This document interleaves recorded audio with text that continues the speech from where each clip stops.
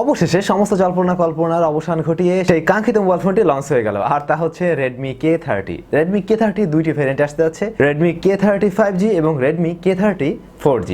অনেকেই হয়তো এই ফোনটার জন্য অপেক্ষা করছিলেন এবং আমরা আসলে এই মোবাইল সম্বন্ধে যতটুকু যা শুনেছিলাম এটা অবশ্যই সেরকম ভালো কিছু আমাদের জন্য নিয়ে আসছে। তবে এখন আবার অনেক অপেক্ষায় রয়েছে Redmi K30 Proর জন্য। Redmi K30 Pro দুর্দান্ত কিছু নিয়ে আসছে, সে বিষয়ে অবশ্যই একটু জেনে নেব।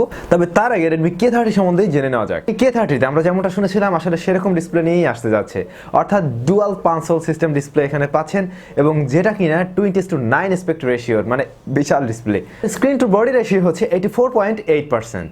তো এর ডিসপ্লে সেকশনে আসলে আমরা কেমন ধরনের প্যানেল পাচ্ছি, অর্থাৎ ডিসপ্লেটা কিসের? এখানে সুপার অ্যামোলেড প্যানেল দেওয়া হয়নি, সুপার অ্যামোলেডের বদলে ব্যবহার করা হয়েছে একটি IPS LCD ডিসপ্লে। ভালো বিষয় হচ্ছে এই ডিসপ্লেটার যে রিফ্রেশ রেট সেটা কিন্তু খুবই দুর্দান্ত, আর এর রিফ্রেশ রেট হচ্ছে 120 হার্টজ। সেই ক্ষেত্রে অবশ্যই IPS ডিসপ্লে হলেও এর রিফ্রেশ রেট ভালো থাকার কারণে অবশ্যই আপনি এর থেকে একটা ভালো এক্সপিরিয়েন্স পাবেন, স্মুথনেস খুব দারুণ থাকবে। এর ডিসপ্লেকে প্রোটেকশন করছে Corning Gorilla Glass 5। যেহেতু মোবাইল ফোনটিতে আমরা সুপার অ্যামোলেড প্যানেল পাচ্ছি না, যে কারণে ইন ডিসপ্লে ফিঙ্গারপ্রিন্ট সেন্সরও দেওয়া হয়নি। তবে এর ফিঙ্গারপ্রিন্ট সেন্সরটি রেগুলার ফোনগুলোর মতো ব্যাক সাইডে না রেখে এক সাইডে রাখা হয়েছে, অর্থাৎ ডান সাইডে রাখা হয়েছে, যার ফলে এটা অবশ্যই একটু আধুনিক বলেই মনে হবে। যাই হোক, এবার আসা যাক এর মেইন সেকশনে, অর্থাৎ এর প্রসেসর সেকশনে আমরা কি পাচ্ছি। তা হচ্ছে Qualcomm Snapdragon 765G। 765G এই প্রসেসরটি ব্যবহার করা হয়েছে এই মোবাইলটি, এবং Redmi K30 5G ভেরিয়েন্টে আসলে এই প্রসেসরটি ব্যবহার করা হয়েছে। অলরেডি লাস্ট একটি ভিডিওতে আমি এই প্রসেসর নিয়ে কথা বলেছিলাম যে এই প্রসেসরটা কেমন হতে যাচ্ছে। এটা অবশ্যই একটা গেমিং প্রসেসর এবং মিড রেঞ্জ বাজেটের ভিতরে খুব ভালো রকমের গেমিং দিতে পারবে। অবশ্যই বলা যায় এই ভেরিয়েন্টের সাথে আমরা খুব দুর্দান্ত একটি প্রসেসরও পেয়ে গেলাম, আর এর অপারেটিং সিস্টেম হিসেবে আমরা পেয়ে যাচ্ছি Android 10 MIUI 11 এর সাথে। তো RAM ROM ভেরিয়েন্ট হিসেবে কি পাচ্ছেন? RAM ROM ভেরিয়েন্ট হিসেবে চারটা ভেরিয়েন্ট পাচ্ছেন, 664GB, 6128GB, 8 128GB এবং 8 256GB। এরকম চারটা ভেরিয়েন্ট আমরা এই স্মার্টফোনগুলো পেয়ে যাব। যেহেতু RAM ROM ভেরিয়েন্টের ব্যাপারে এসেছে, সুতরাং এর দামটা আসলে কেমন রাখা হবে বা দাম আসলে কেমন আমরা পেয়ে যাব। তো এখানে যে আমরা সর্বনিম্ন ভেরিয়েন্টটি পেয়ে যাচ্ছি 664GB। এই ভেরিয়েন্টের দাম চায়নাতে রাখা হয়েছে 1999 ইউয়ান। তো আমরা যদি সরাসরি চায়নার কারেন্সি থেকে আমাদের টাকায়, বাংলা টাকায় এবং ইন্ডিয়ান রুপিতে কনভার্ট করি, সেক্ষেত্রে বাংলাদেশি টাকায় আমরা এটা 25,000 টাকার মধ্যেই হয়তো পেয়ে যাব, এবং ইন্ডিয়ান রুপির ক্ষেত্রে 20,000 রুপির মধ্যেই এটা পেয়ে যাওয়ার কথা। মোবাইল ফোনটাতে অবশ্যই আরো বিশেষ আকর্ষণ রয়েছে, আর তা হচ্ছে এর ক্যামেরা সেকশন। রিয়ার প্যানেলে থাকছে কোয়াড ক্যামেরা সেটআপ, যেখানে মেইন ক্যামেরাটি হচ্ছে 64 মেগাপিক্সেলের এবং যার সেন্সরও কিনা খুবই দুর্দান্ত। অর্থাৎ এখানেও প্রথমবারের মতো সোনির একটি সেন্সর ব্যবহার করা হয়েছে, তা হচ্ছে Sony IMX686 লেন্স।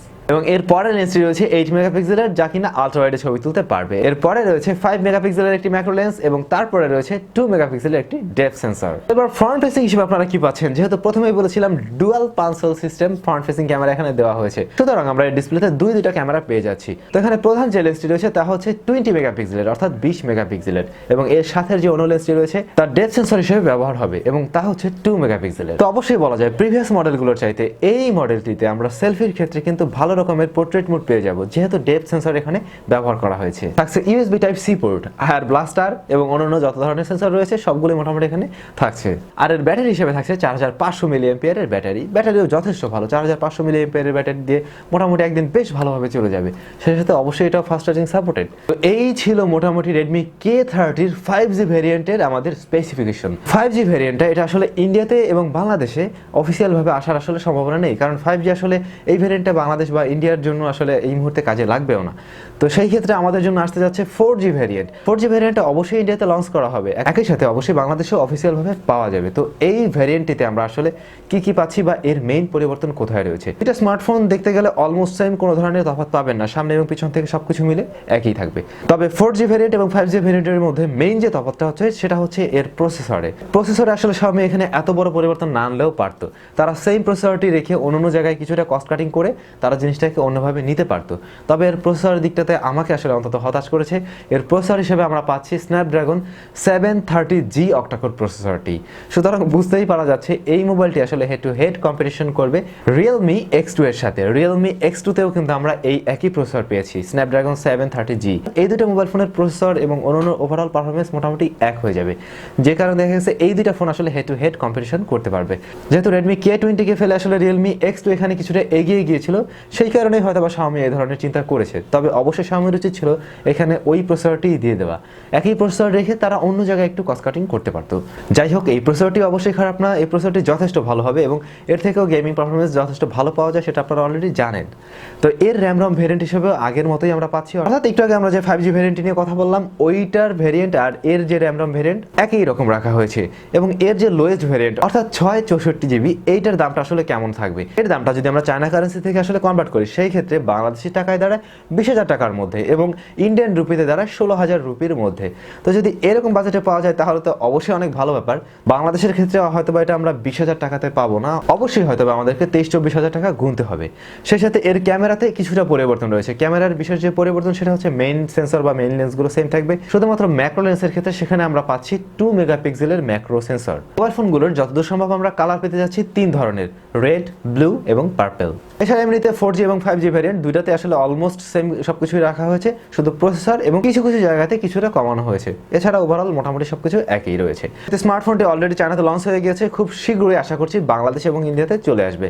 তো এর পরের যে মোবাইল ফোনটি রয়েছে তা হচ্ছে Redmi K30 Pro। অনেকেই হয়তো বা Redmi K30 Proর জন্য অপেক্ষা করছেন। তো ওইটা সম্বন্ধে যতটুকু রিউমার্স আসলে বের হয়েছে বা যতটুকু জানা গিয়েছে তাতে বলা যায় সেখানে আমরা খুব দুর্দান্ত একটি প্রসেসর পেতে যাচ্ছি। দুর্দান্ত প্রসেসর বলতে এটাই, Snapdragon 865 যে প্রসেসরটা নিয়ে আমরা কথা বলেছিলাম বা যেটা সম্বন্ধে আমরা শুনেছিলাম, ওই প্রসেসরটি আসতে যাচ্ছে ওই মোবাইল ফোনটিতে এবং যে মোবাইলটি কিনা আসলে ট্রু ফ্ল্যাগশিপ কিলার হতে যাচ্ছে। এবং শোনা গিয়েছে এই স্মার্টফোনটিতে Redmi K30-র মতো ওই ধরনের IPS LCD ব্যবহার করা হবে না এবং সেখানে ব্যবহার করা হবে একটি সুপার অ্যামোলেড প্যানেল। অবশ্যই যেহেতু সুপার অ্যামোলেড প্যানেল থাকবে সেই ক্ষেত্রে আমরা এর ইন ডিসপ্লেতেই পেয়ে যাব ফিঙ্গারপ্রিন্ট সেন্সরটিও এবং একই সাথে এখানে যদি আসলে রিফ্রেশমেন্ট একটু কমও থাকে সেই ক্ষেত্রেও আমাদের আশা করছি সমস্যা হবে না, কারণ সুপার অ্যামোলেড এক জিনিস আর IPS অন্য জিনিস, এটা আমরা সবাই জানি। তো সম্ভব এর ক্যামেরাতে কোনো ধরনের ভেরিয়েশন থাকবে না, ক্যামেরাটা সেম থাকবে এবং সেম সেন্সরই ব্যবহার করা হবে, অর্থাৎ Sony IMX686 সেন্সরটি ওখানেও ব্যবহার করা হবে। এছাড়া অন্য ক্যামেরাগুলোও একই, যতটুকু এখন পর্যন্ত জানা গিয়েছে। তো আশা করছি ওই স্মার্টফোনটিও খুব শীঘ্রই লঞ্চ করা হবে এবং ওই স্মার্টফোনটির দামটা যেমন হতে পারে, বর্তমানে আমরা Realme X2 Proর যে মডেলটি দেখতে পাচ্ছি বা ওইটার যে দাম রয়েছে তার কাছাকাছি হবে, অর্থাৎ 40,000 টাকার মধ্যেই আমরা হয়তো বা এর সর্বনিম্ন ভ্যারিয়েন্টগুলো পেয়ে যাবো বলে আশা করছি বাংলাদেশি টাকার ক্ষেত্রে। এবং ইন্ডিয়ান রুপির ক্ষেত্রে হয়তো বা এটা এমন হতে পারে 29,000 থেকেও শুরু হয়ে যেতে পারে। সেটা যাই হোক, এই তিনটে স্মার্টফোন আশা করছি বেশ ভালোভাবেই মোটামুটি মার্কেটকে আসলে দখল করে নিতে পারবে এবং আশা করছি আপনাদের সবারই ভালো লাগবে। এবং যারা ডুয়াল কনসোল সিস্টেম পছন্দ করতেন তাদের জন্য একটা খুব দারুণ একটি স্টাইলিশ ফোন হতে যাচ্ছে। আজকের টেক নিউজ এটুকুই। ভিডিওটি ভালো লাগলে অবশ্যই লাইক, কমেন্টস এন্ড শেয়ার করবেন, আর যারা চ্যানেলটিতে নতুন রয়েছেন সাবস্ক্রাইব করে আমাদের সাথেই থাকবেন।